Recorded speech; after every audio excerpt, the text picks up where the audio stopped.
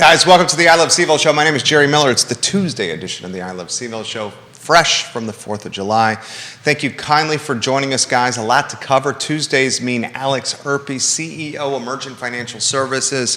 He'll join us in about 20 minutes on this fair program. Judah Wickhauer, our director, will join us in about 2 minutes on this fair program.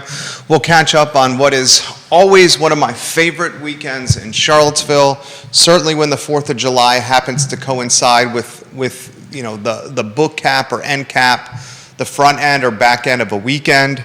That 3-day weekend is nice. A lot I'm going to cover on today's program, guys. Gas, oil in particular, the standard for our country, WTI crude, dropped below $100 a barrel today. Below 100 smackaroos a barrel. We'll let you know why that's important and what that could indicate today on the program. We'll talk about 2 UVA athletes, one a basketball player and one a tennis player. The tennis player made it to the Sweet 16 of Wimbledon. That's big time news. Wimbledon is as good as it gets when it gets to tennis. The other, the basketball player, Anthony Gill, just signed a 2-year deal with the Washington Wizards to stay in D.C. Those topics and more on the Tuesday edition of the show. We'll talk 5th Street and Waffle House. The scuttlebutt around town is the Waffle House has closed. And are we in a transportation crisis in Charlottesville, Virginia? All those topics and more. Judah, two shot. Good afternoon, homie. How was your 4th of July before we get to the nitty-gritty? My 4th of July was great. How was yours? Good. Liza, the I Love CVille mascot, she okay with the fireworks? She is not bothered in the slightest by fireworks. Neither is Max, the German Shepherd, my canine. Well, that's good to hear. 3-day weekend, coolest thing that happened to you over the 3-day weekend, or did you learn something that's especially appealing or compelling that you'd like to relay to your friends, your family, and your many fans that are watching the show? That was a lot to unpack. I had a great 3-day weekend, just relaxed and had a great time. Enjoyed dunking my head in the pool at the place where I had July 4th potluck, and just got absolutely stuffed on good food. What'd you learn this weekend? Tidbit to start, and then we'll get to the nitty-gritty. Well, I learned that the Waffle House on 5th Street is kaput, gone. Is it official? From what I've read, there's a sign on the door saying that they are no longer in business. Can any viewers and listeners watching this program, and do you have this camera on? No, we need that one for Alex. Actually, Alex is over here, so you can get this on my 2-shot like we generally do. And I think we should also get the studio camera in the mix, please, as well, Judah. Alex Urpí joins us in 13 minutes on the program. Anybody, viewers and listeners watching this program, can they confirm the Waffle House on 5th Street is now done? Shut down forevermore. The scuttlebutt around town is that's the case. And the Waffle House being shut down forevermore permanently is due to labor, and that Waffle House cannot get people to work to keep the restaurant open. That evidently is what's circulating around town. Judah heard it. I've heard it from a few people. Can anyone put in the feed right now official confirmation of the Waffle House on 5th Street closing? I'm going to ask this question to everyone watching the show.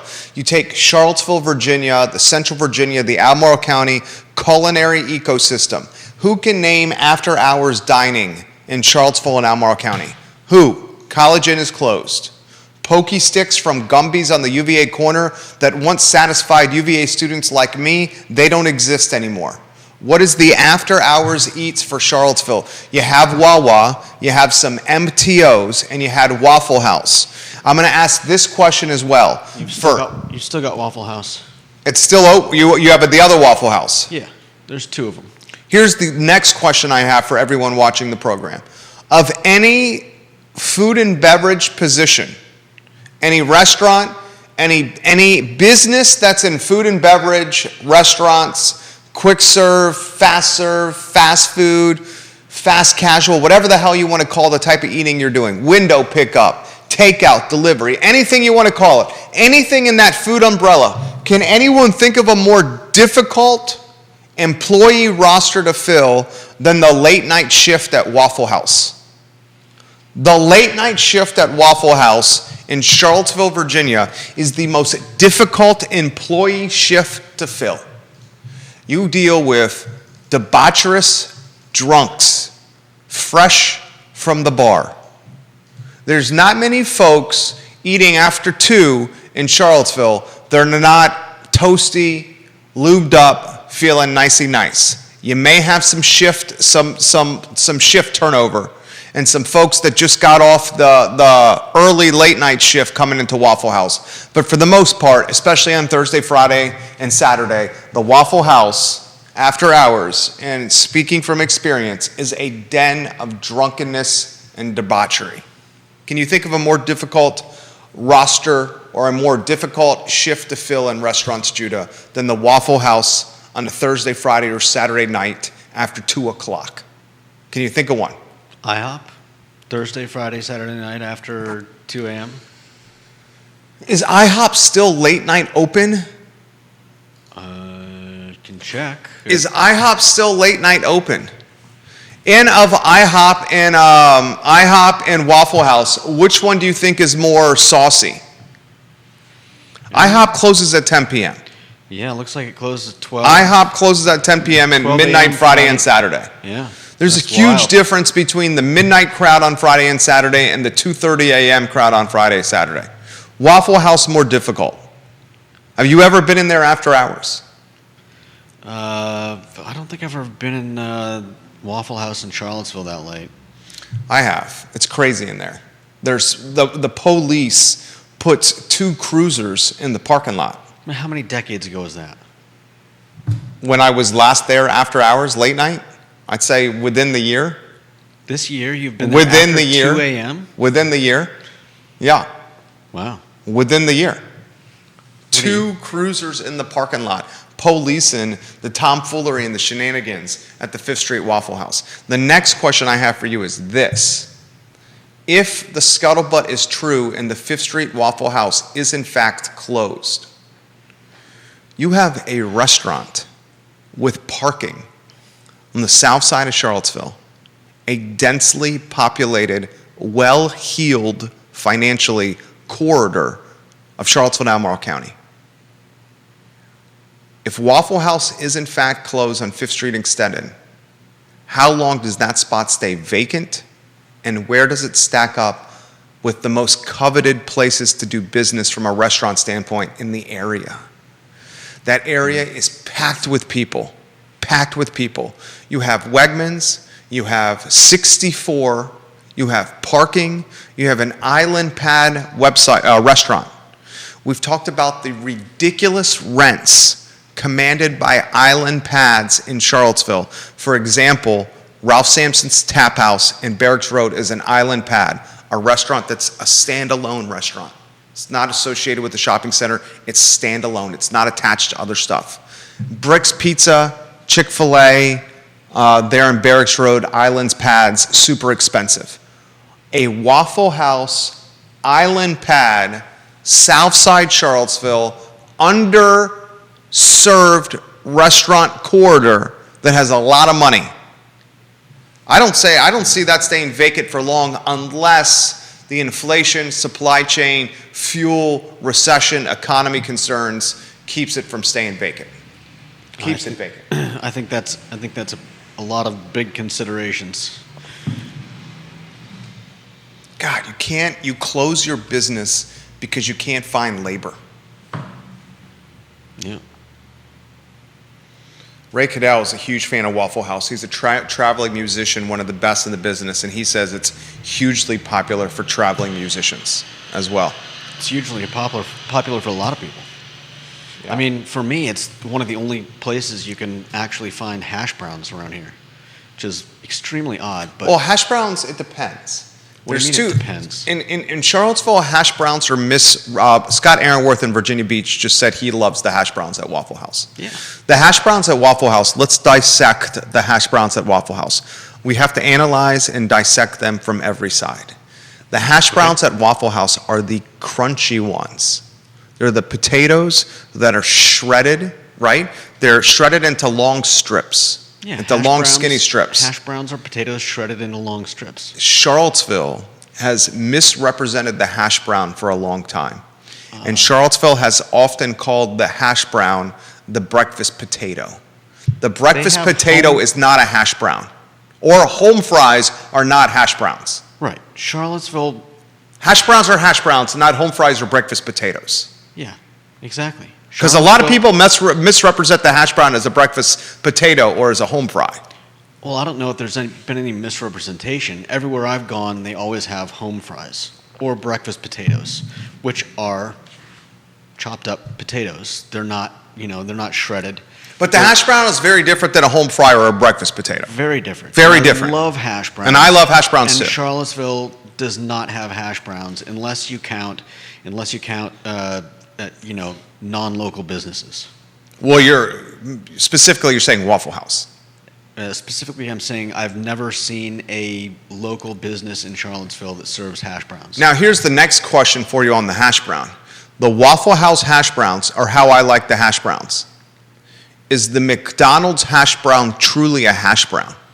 It's a hash brown patty. It's been congealed into almost like a hash brown brick for the purpose of fast food convenience. Yeah. It's essentially the same thing as the Waffle House hash brown. It's not that as crunch. good. It's not as good, no. But But- it's still crunchy and delicious. But I would still take that over most home fries. Well, yeah, I don't understand the home fries or the breakfast potato. Yeah. When I see the home fry or the breakfast potato, I substitute the home fry or the breakfast potato. I don't want the home fry or the breakfast potato. I don't want it.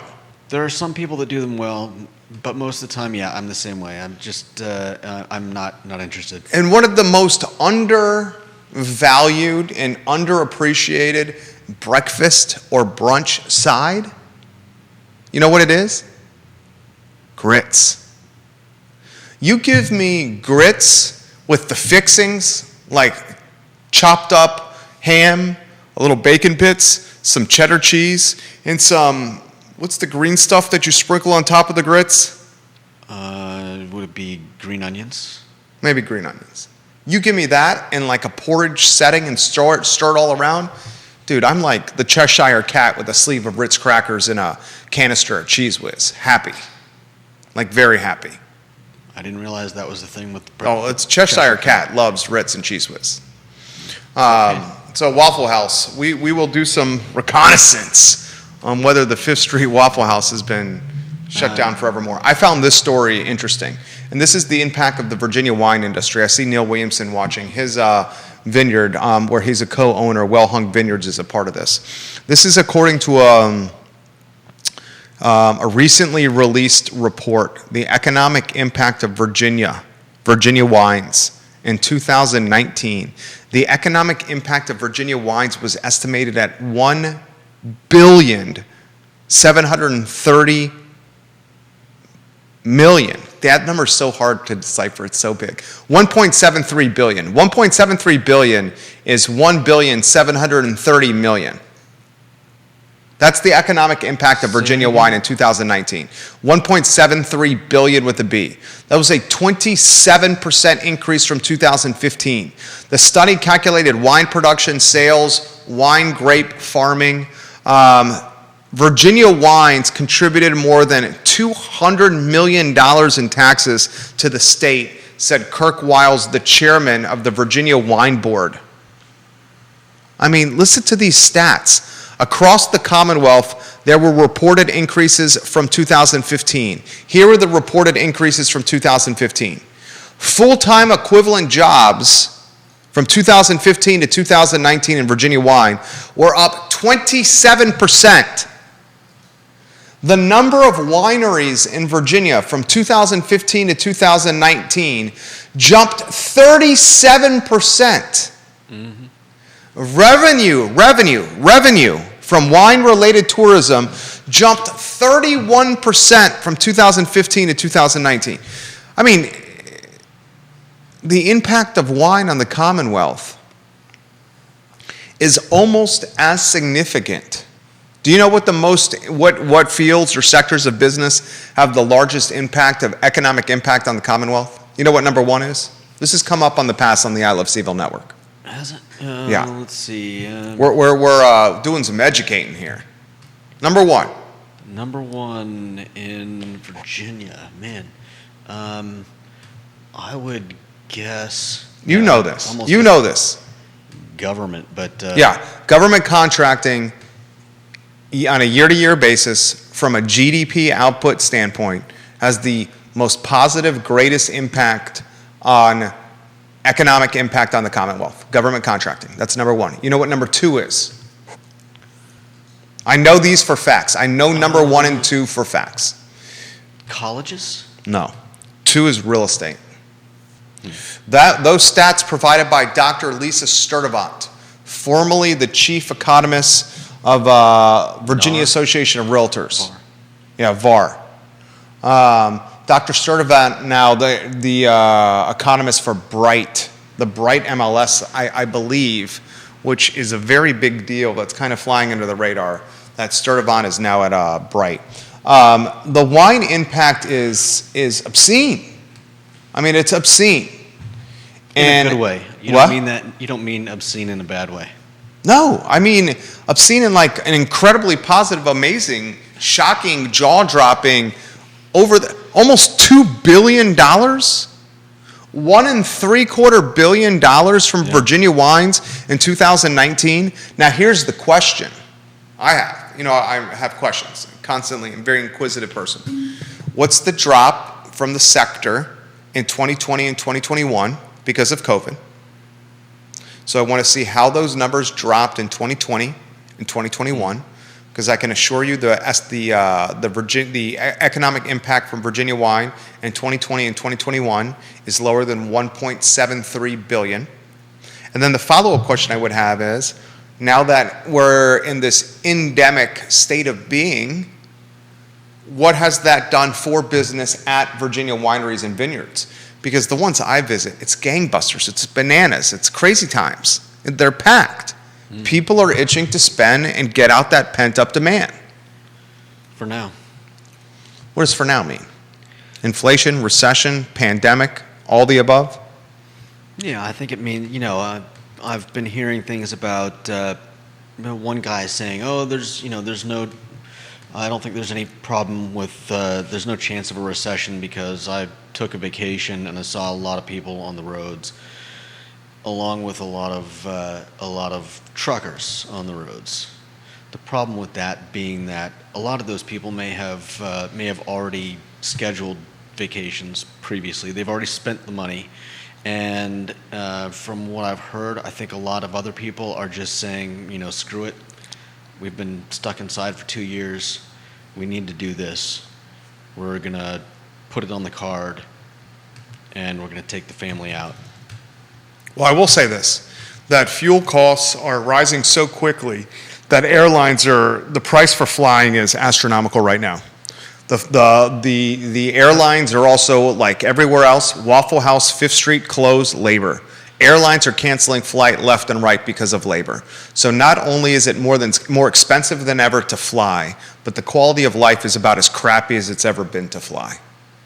So you're paying the most you've ever spent, and your return on investment for what you're paying, what you're getting, is horrendous.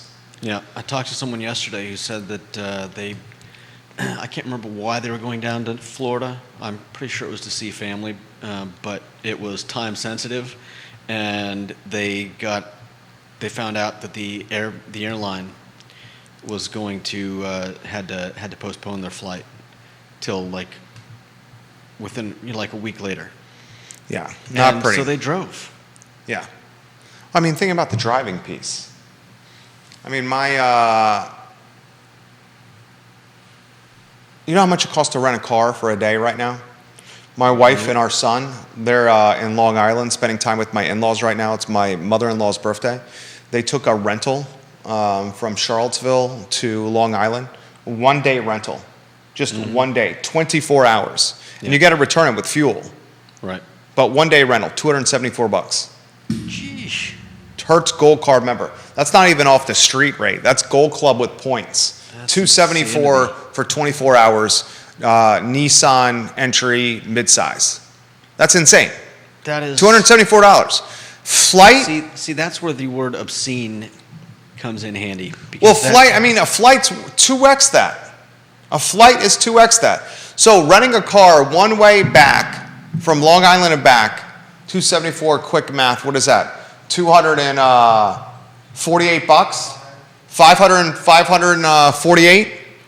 548? 548 bucks. We needed the genius of Alex Urpí to do 274 times 2. Thank you, Alex Urpí. He's in the green room. He's about to join us. But that's insane.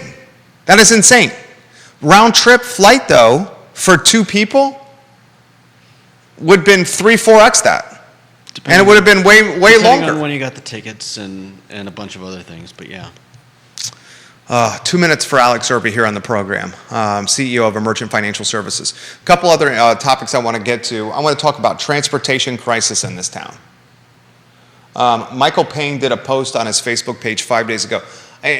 We haven't heard an official announcement that Michael Payne is running for re-election, but the guy is one of the busiest people in Charlottesville, shaking hands, kissing babies, pressing flesh, and getting to know people. And he's utilizing social media in very transparent ways. And he just launched a public access television show. I would say to Michael Payne, you'll reach a lot more people on the I Love CVille Network than on a public access television show where people don't watch TV on a box anymore. So if you ever want to host the Michael Payne show, you could gladly do it here on the I Love CVille Network. Someone passed that along to Michael Payne. But he did a post on bus routes. And he did it 5 days ago, and the gist of the post was Charlottesville City Schools, they're going to have less bus routes for kids in the fall. And they're introducing a new thing, a new bus route. This is what the new bus route is called. It's called a walking route. It's not a bus route, it's a walking route. Do you know what a walking route is? Well, you don't have enough buses for your kids, so your kid walks to school. That's what a walking route is. I remember it well. That's what's happening this fall. So you uphill both ways, 5 miles in the snow. You've turned into your father. You've now turned officially into your father. My dad never had to walk to school. You've officially turned into your father. You have no children that you know of, but you officially turned into your father over here. Dude, explain this to me. The Charlottesville City Schools, public schools, right? They got Buford that's crumbling, right? Mm-hmm. They got the short end of the stick on learning remotely during the pandemic, right? They did. Bus drivers, can't hire them, can't keep them on the job, can't get them driving kids. I mean, they fired one of them that we know of, right? You're saying because of no vaccine? Yeah. That was county. That was Albemarle County. He came on the show. That was Albemarle County. Charlottesville isn't the only city that's dealing with bus driver shortages. No, CDL shortages across the board, and it's not just bus drivers. It's truck drivers. It's public transportation drivers. It's. I mean, do you want to get in a tin can and drive strangers around post-pandemic? I mean, that's what it really comes down to. When the pay's not that great, it's really what it comes down to. So the question I have is Charlottesville in this area a transportation crisis? It's a housing crisis. Do we have a transportation crisis? And I'm so tired of these splintered transportation brands. CAT, Jaunt, University Transit, Charlottesville City Schools, Albemarle counties. Just put it under one umbrella. Get it under one umbrella. Coordinate with the same back end and drive the people around with the same infrastructure and under the same brand on the same routes. Use built-in efficiencies and economies of scale and vertical integration to run a transportation system under one brand, under one umbrella. This is called common sense. It's an interesting idea, but you're not seriously suggesting that the same buses that drive students to school are going to be running bus routes around. That's exactly what I'm suggesting. That's literally exactly what I'm suggesting. Do you honestly think that parents are gonna allow their kids to get on buses with any random stranger who happens to be on that Their bus kids route? can't get on the buses right now because there's no buses to drive them. If you're a parent and you have to work a job, mom and dad both work, and it comes down to your son or daughter getting on a bus That's Central Virginia Transportation Service, Charlottesville Area Transit, whatever the hell unifying brand we want to call it. And your mom and dad, and you both have to be at work, and you can't drive your kid to school, and you can't pick them up. And your mom and dad, and you have to make this decision. My kid has to get on a bus with some strangers to get to and from school, or I don't know how my kid can get to school. What decision are you going to make? I think you're nuts. I'm not nuts. I don't think anyone is ever going to agree to something like that. CAT, the Charlottesville Area Transit, is operating horribly. It does not have enough riders. There's not enough riders to justify Charlottesville area transportation, CAT. That statement I just made is factual. Okay. It's a losing money CAT does not make money. It loses money hand over fist. And people just chalk it up as saying public transportation is a utility and it's not a for-profit endeavor. I don't buy that. I say, why don't you merge CAT and JAUNT and UTS and all these other mumbo-jumbo acronyms into one, and then you get one transportation system that's transporting students and locals alike. That's a damn good idea. I'm with you until you add in the students. I don't think parents are ever gonna go for that. Well, let's see how it goes this fall, where little Johnny and little Betty are gonna have to take their tricycle across Rio Road to get to Jack Jewett Middle School. They're going to play Frogger at the Hilltop grocery store to get to Jack Jewett from the neighborhood Georgetown Road. That's what's going to happen. That's what's going to happen. All right, last topics. Then we get to our friend Alex Urpí. That's a great idea. You know that's a great idea. This is something I'm going to bring up with Alex Urpí today. WTI, the barrel fell below $100 today. I also want to bring this one up to you as well, Alex. 12% of automobile buyers in June have a $1,000 payment or more. That's insane. That's insane. 12%. This is the highest it's ever been in American history. 12% of automobile buyers in the month of June financed a vehicle and their monthly payment is $1,000 or more on that car. Can you say car bubble?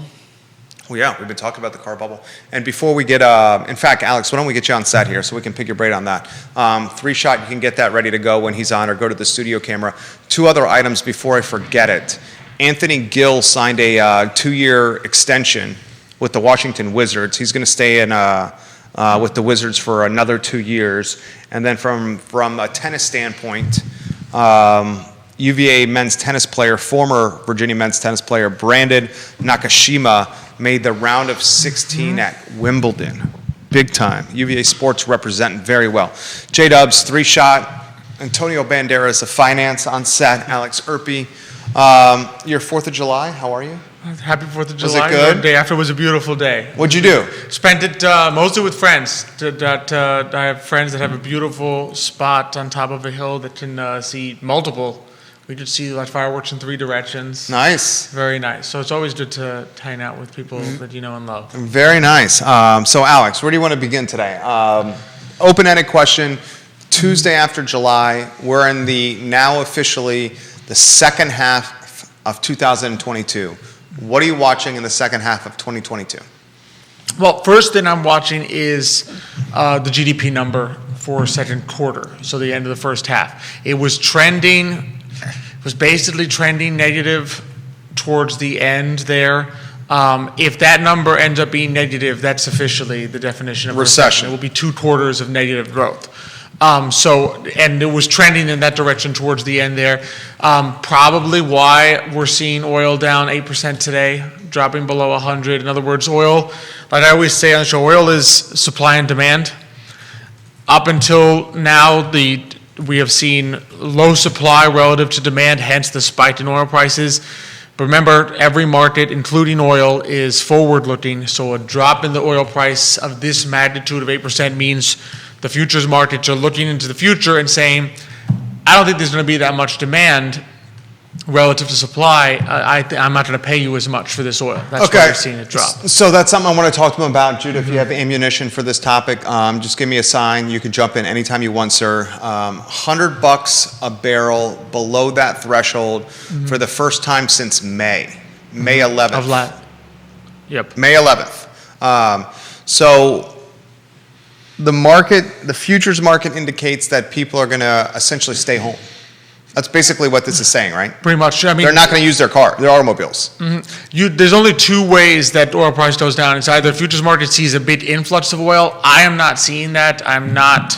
But I think the recent deadline that the administration had put out new oil leases came and went, and there were no new leases. So I don't see an increase in supply. So it seems to me that this is the future oil market saying we see less demand, less travel, less demand. Sometimes it can also be less demand, worrisomely, less demand for goods and services also means less goods need to be transported from place to place. Okay, so if people travel less and they stay at home more, they spend money on less things. They spend money less on gas, they spend money less on restaurants, on booze, and on things.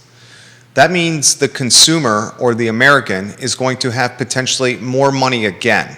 This reminded me, or almost making me nostalgic of the start of the pandemic, where the writing on the wall was, well, it wasn't writing on the wall, we were told to stay home. And when we were told to stay home, we didn't spend money on anything. So then what happened was our savings went up, credit card debt went down, and then our balance sheets improved. Is that this, or is this very different because all other aspects of overhead still are at sky high even if we stay home? Exactly. It's different because in this case, you would be looking at less consumer spending because people have less money in their pocket. 2020 was less consumer spending because you had this money in your pocket and the government said, stay home. In other words, you have your discretionary income didn't change, right? Your disposable income was the same. You could have gone out, but you had no choice but to stay home. Therefore, you just put that money in your pocket, put it in your savings. Here, people are spending less because they have less money to spend. Inflation has hit them, and they're worried more about, do I have enough to make ends meet? 2020, I think our worries were more health related. I don't think we were sitting there saying, do I have enough money to make ends meet, but rather, I don't want to get sick, and so forth. So it's a very different scenario here that we're looking at here. In other words, consumer spending declining pre-recession is usually, I don't have enough money and I am nervous about where things are going in the future, including my job prospects. I believe we have a former Chuck Lewis Passion Award winner watching right now. Please help me, Cynthia Murray. Cynthia Murray, yes, indeed. Memory right? Yep. Yes. Cynthia Murray says, great discussion as always, guys. She's finding this fascinating. If you want to jump in at all, let me know. I don't want to monopolize here, J-Dubs. I know you love when Alex gets here. So when do we see the drop in price when we go to the gas station? So that may be, it's still high fours. It's still high fours. I think what was Costco today? $4.39. $4.63 so coming down a little higher. Yeah, it's usually a little higher elsewhere. Those can take a while because the two things, and this is part of the reason is I know it's a very common complaint that the gas stations very quickly up their price, but they very slowly decrease their prices. It's two things. A, typically, right, the gas you are getting at the pump now has already been paid for in the past. So, in other words, if I, the gas station, purchased this gas at a higher price in the past, I'm not selling you this gas at the new lower price now, right? On the flip side, however, if I suspect that prices will be higher in the future than they are today, I am going to increase the price of the gas I sell regardless of what I purchased it for. So as you can see, there's always an upward, just the economics of how it works is that there's always an upward pressure. The gas station owner does not want to be caught having sold you gas at too low of a price when he's going to have to pay more for it in the future. But on the flip side, even though gas prices are going down now, he's not going to take a loss on the gas that he purchased months ago because the price has gone now. So that usually takes a while. In other words, what's going to happen in order to see the gas at the pump decline to match this, A, it has to be somewhat sustainable. In other words, if it drops 8% today but then goes up again 8% tomorrow, the retail gas stations are not going to change their price on a day-to-day basis, right? You need to see somewhat sustainable, and the retail gas, remember, most retail gas stations in the United States are not owned by oil companies. Right. So they're oil company is their middlemen. Yeah, the oil company is their supplier. So they are going to be very cautious before they make any moves because they do not have inside information on where the price of oil is going. So they are going to sit there and very cautiously drop the price over time if this holds. But I would say you're probably looking, usually it's a matter of weeks after an oil price decline for that to start to be reflected in what you pay at the pump. Judah Wickower is the jack of all wit. Judah Wickower on today's program. Judah says he's got something on his mind. My friend, the show is yours. Yeah, I think the prices may be down more from speculation than anything else, and I mean the White House is trying. It's just kind of goofy. They've been tweeting to gas stations, telling them to lower the gas prices. I think we can assume that will be summarily ignored. Yeah. How many gas station owners are on Twitter following Biden? I doubt many at all. Mm-hmm. I doubt many at all. So what do you make of the, I mean, you've said on this show, I think we've all said on the show, we all think that it's recession, right? It's looking like it. Yeah. What do you think pulls us out of this? And then we'll get to some comments coming in here for you. To be honest, I think sometimes we make a mistake if we look for something to actually, an external force to pull us out. A recession is part of the business cycle, and it is the business cycle that will eventually get us out of recession. In other words, people will stop spending, inventories in businesses will decline to the point that those businesses, obviously, first business starts laying off people. They start getting rid of inventory. Inventory declines to the point where businesses are like, all right, no matter what, I need to, even at this low level of spending, I need to buy more. I need to produce more. They start needing to hire people again. The consumer at some point has now saved enough.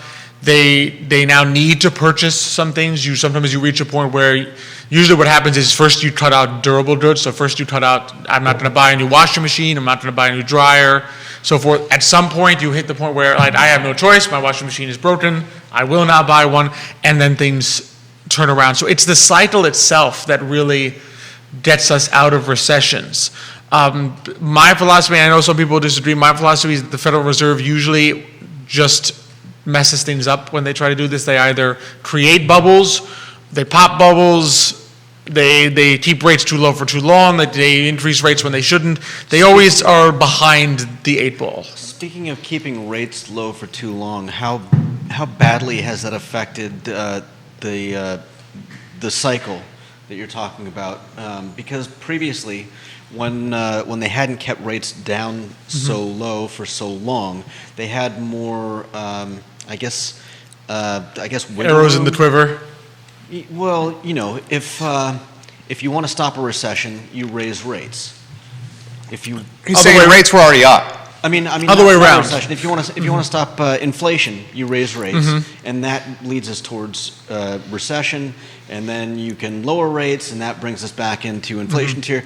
Basically, you've got this sine wave, but since they've kept rates so low for so long, do they now no longer have any room to maneuver?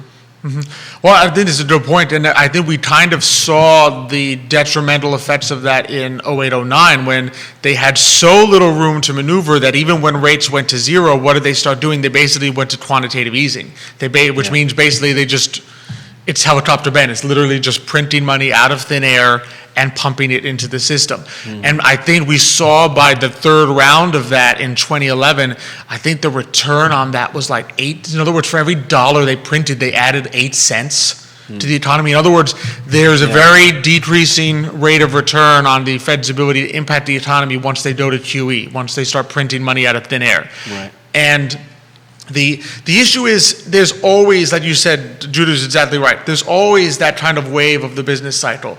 The concern is that the Fed, by attempting to influence the business cycle, just makes those waves a higher magnitude. In other words, we have higher highs and much lower lows.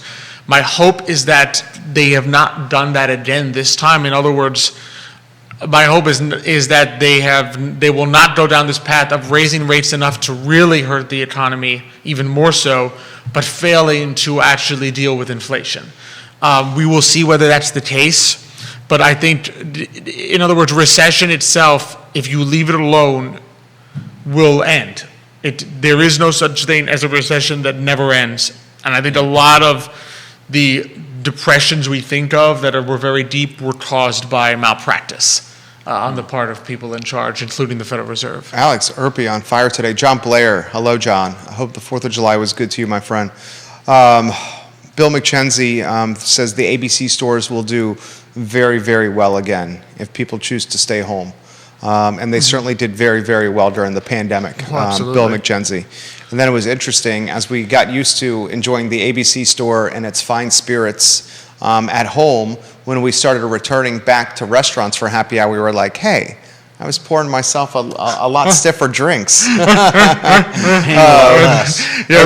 you how much the restaurant drink is watered down and how much ice they put. Right, and then we wondered about our COVID-19 and why everyone was a little heftier. It's because we were like 3 and 4 finger pouring our drinks, or at least I was. All right, I want to throw this to you guys. I found this topic fascinating.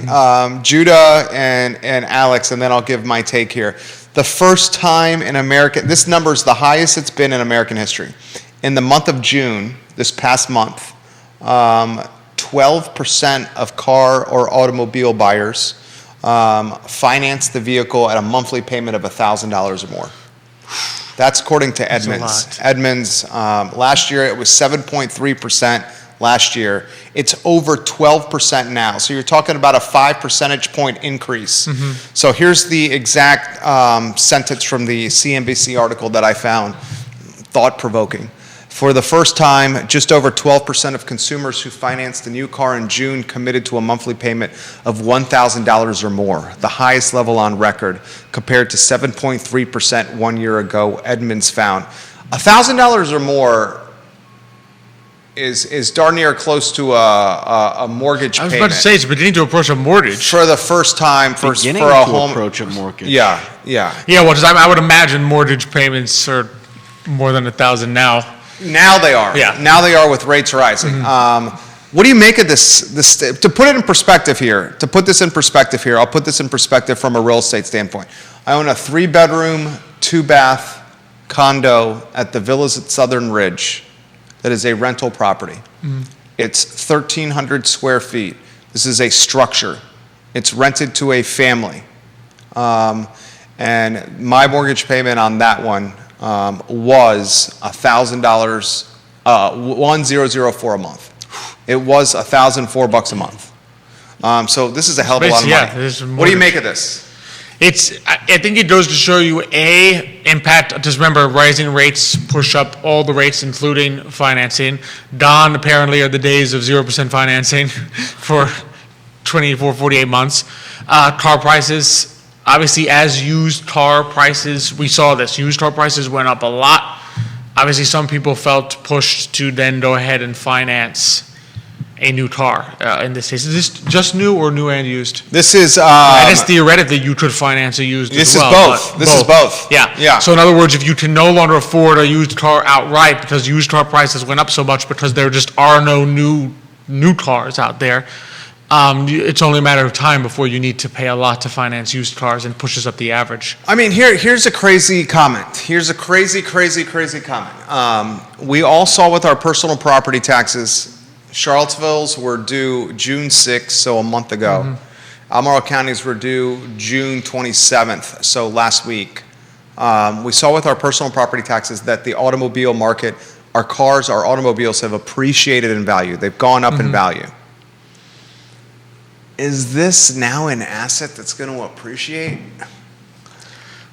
Cars. Are we now calling these appreciating assets? I mean, are these prices justified if the vehicles increase 12 to 25% in value year over year?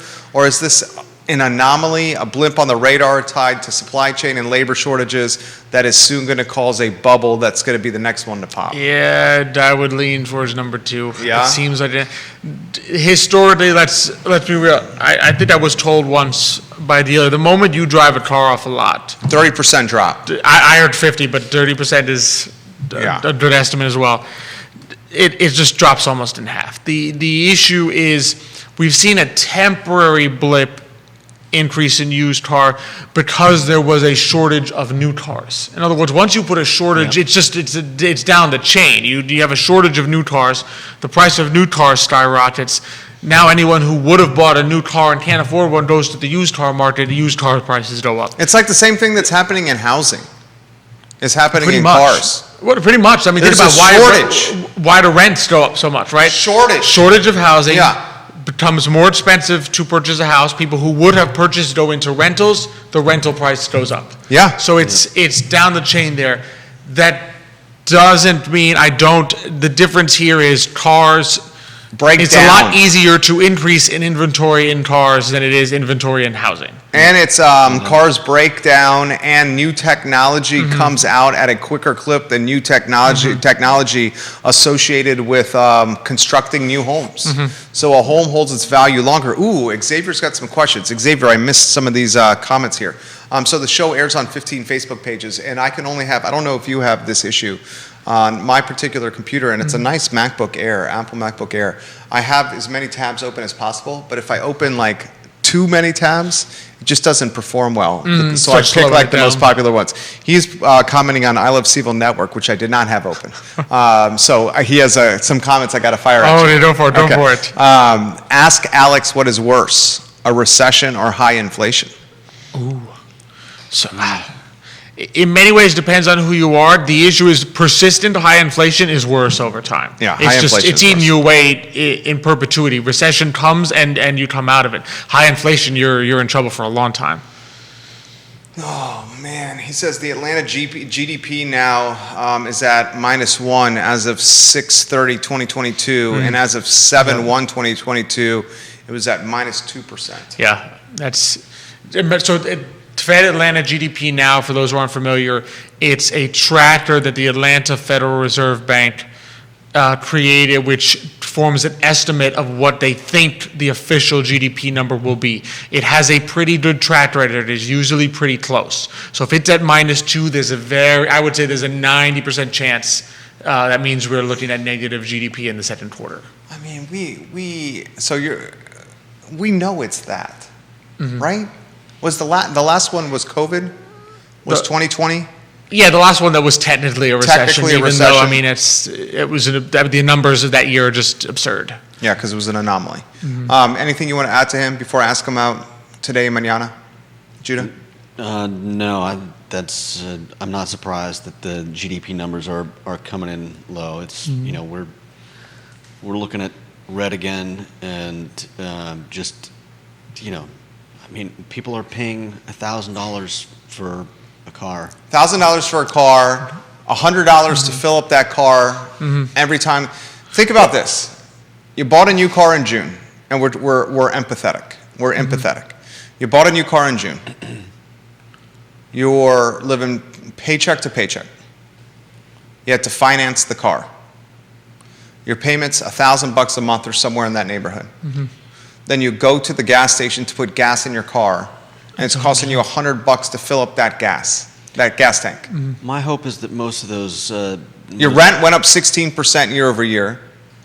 Your groceries has gone up 8% year over year. What am I missing here? I mean... Where's the money? Where's the money? Is that what? And then you want pile everything in there. Groceries... Exactly. Where's the money? Yeah, well, my hope is that most of the people paying those $1,000 a month payments on cars are people that knew what they were doing and took out. Knew what they were doing. Look, $1,000 plus a month. Not all car the payment? people paying that much for a car are going to be lower to middle class people who, were tricked into getting a. But the deep-pocketed individual sitting on cash, and I maybe you're right, but the deep-pocketed individual sitting on cash is going to say, this money in my bank account is losing 8% every day because of inflation.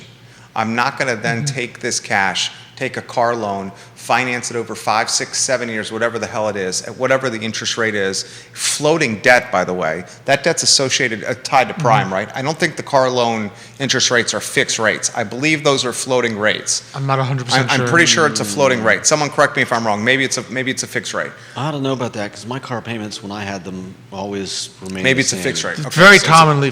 maybe I've it's seen fixed. some. I've seen some fixed. Maybe it's fixed. All right, maybe it's fixed. But the wealthy guy, the wealthy gal is not going to say, I'm going to finance this over 5 or 7 years if they got the cash in the bank.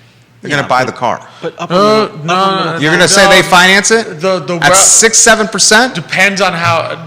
There's a certain level of wealth that if you sit there and you think you've got a return higher than that in the Where, market, though? you finance that car. Once you go into private equity, they can. Okay. They can find some returns. The wealthier you are, weirdly enough, the more likely you might be to actually think about that. Because the finance rate probably for a vehicle is 6-7% here. Yeah. Is for good credit. I was going to say, depending on if you're really wealthy, you might actually think about it for that reason. But I think to Judah's point, I think he's right. You're probably looking that I would hope that what we're seeing, that 12% is probably your middle to upper middle class person that can't afford it, but can afford the payment, can't afford to buy the car outright. The issue is Because they'll finance the car for you. It's much. You can get a car if you can't afford a car. You're still going to get financing for that car. This ain't like a house. You're not going to get financing for a 30-year house. Right. You'll get financing for a car. For a car. They'll just take that car back. Yeah. They're not going to do it to you for a house. No, of course. It's a lot easier to resell a car. Just take a car back.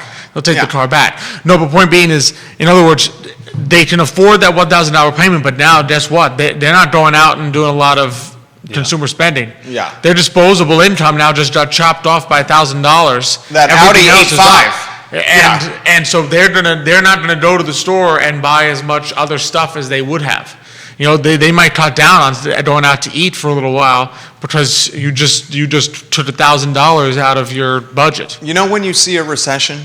When you start seeing luxury automobiles delivering pizzas. When you start seeing the Domino sign on an Audi or a Mercedes or a BMW, you know things are a little sketchy around these parts. And if you see one of those, take a picture and send it to us and we'll get it on the show. Bill says people that don't understand value economics will buy cars on payment, but many get themselves into things like balloon payments. Mm-hmm. Yeah, that's a slippery, That's ugly the concern is people slope. who sign up to this stuff and don't quite understand what they are on the hook for. What they're on the hook for. Today, y mañana, what do you got for Thursday? Same around local small business owners. I mean, it is small business that we want to make sure gets through recession in good shape.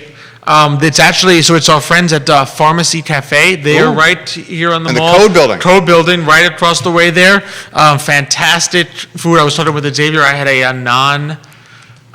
This was a few months ago, naan with chorizo. Ooh. In the middle of which is a sandwich wrap. It was delicious from Pharmacy. So Rabino and Jessica Lino of Pharmacy are going to join Xavier and me on Today Mañana on Thursday. I love it. Great local small business, CIC graduates. So another Community Investment Collaborative graduate there. Nicholas Urpí says, do Judah and Jerry have a favorite go-to painkiller on a rough day from the ABC store? Judah, do you have one?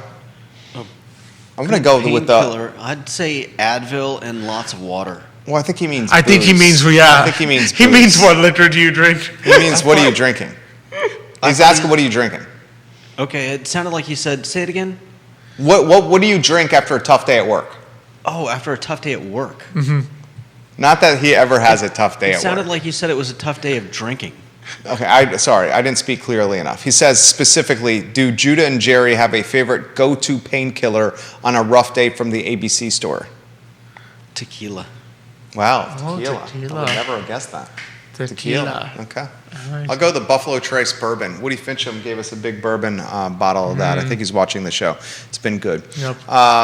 You're always good. Oh, thank you. Thank you for joining us. Always love being on. Is that a new shirt?